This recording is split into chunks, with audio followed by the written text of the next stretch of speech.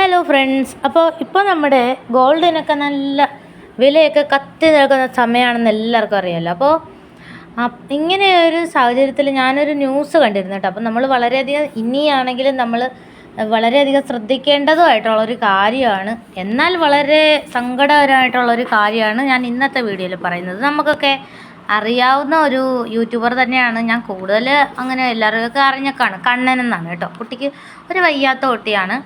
അപ്പോൾ ആ കുട്ടിയുടെ അമ്മ അതിൻ്റെ ട്രീറ്റ്മെൻറ്റിൻ്റെ ഭാഗമായിട്ട് ഹോസ്പിറ്റലിൽ പോയ സമയത്ത് കുട്ടിയെ അവിടെ കിടത്തിയിരുന്ന സമയത്ത് കുട്ടിയുടെ കഴുത്തിലുണ്ടായിരുന്ന മാല അതാരോ മോഷ്ടിക്കുകയാണ്. അവിടെ കട്ടിലിൽ കിടത്തിരുന്ന സമയത്ത് ആരോ മോഷ്ടിക്കുകയാണ്. അത്രയും ഒരു നല്ലൊരു മനസ്സ്.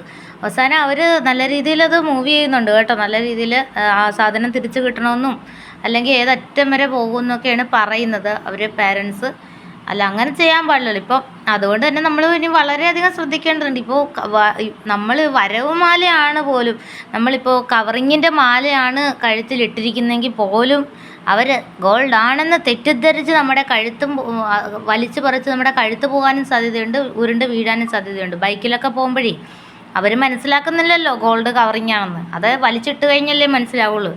അതുകൊണ്ട് കഴിയണതും മുത്തുമാല ഇട്ടുകൊണ്ട് പോകണതായിരിക്കും നല്ലത്. ഇനി അതുമല്ല വൈഡൂരിയാണെന്നും പറഞ്ഞ് പൊട്ടിച്ചുകൊണ്ട് പോകാതിരുന്നാൽ മതി.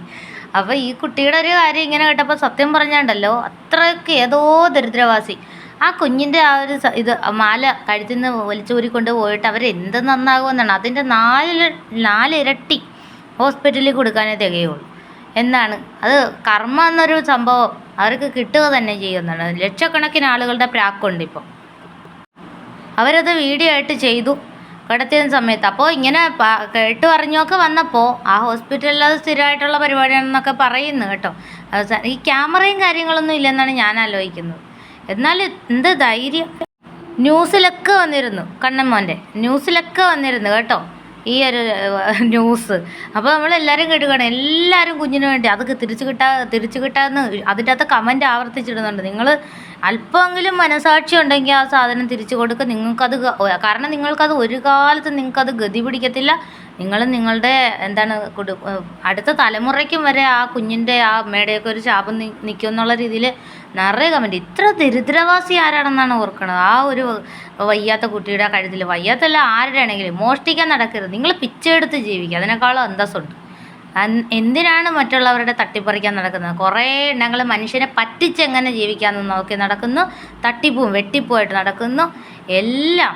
ഈ ഒരു ന്യൂസ് കണ്ടപ്പോൾ വളരെ ദയനീയം തോന്നി. അതുകൊണ്ടാണ് ഈ ഒരു വീഡിയോ ഇട്ടത് കേട്ടോ. എന്നാലും കുഞ്ഞിൻ്റെ മാല കിട്ടട്ടെ എന്ന് പ്രാർത്ഥിക്കും.